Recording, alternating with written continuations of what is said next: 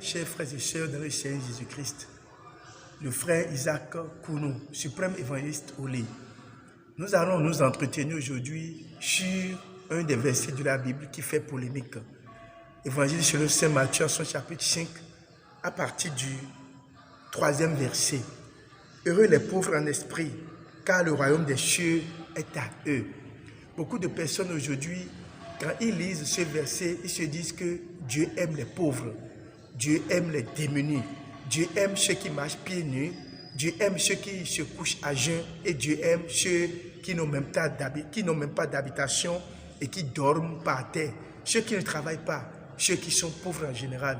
Alors que le verset dit bien, heureux les pauvres en esprit, car le royaume des cieux est à eux. Il faut comprendre que être pauvre est différent d'être pauvre en esprit.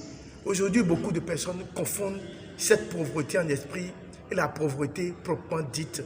Quand on dit pauvre en esprit, c'est différent d'être pauvre parce que vous pouvez être pauvre, n'avoir rien sur vous et ne pas être pauvre en esprit.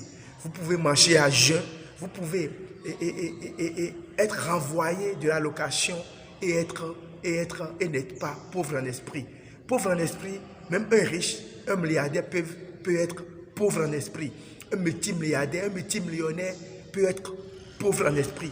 Être pauvre en esprit, c'est accepter son prochain, c'est aimer son prochain, n'être pas rancunier, ne pas tuer, ne pas assassiner, ne pas brimer, ne pas voler, ne pas commettre l'adultère, ne pas être infidèle, comprendre son prochain, n'être pas paresseux, n'être pas orgueilleux, n'être pas vaniteux. Tout ça, c'est être pauvre en esprit. Mais quand vous avez votre cœur, vous avez votre prochain dans votre cœur, vous avez la rancune, la médisance, vous avez l'orgueil, vous avez votre cœur qui est rempli de négativité, vous n'êtes plus pauvre en esprit. Donc nous devons comprendre que le livre de l'évangile de Matthieu, dans son chapitre 5, à partir du 3e verset qui dit « Heureux les pauvres en esprit », il faudrait comprendre que les pauvres en esprit, ce n'est pas forcément ceux qui ne trouvent pas à manger.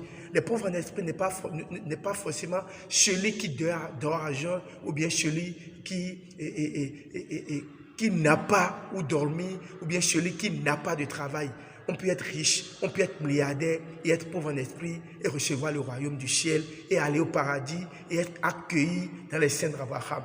Chers frères et sœurs dans le Seigneur Jésus-Christ, travaillons pour être des pauvres en esprit et non des pauvres en argent, des pauvres en numéraire, des pauvres en prospérité, des pauvres en richesse. Travaillons pour être des pauvres en esprit. Merci.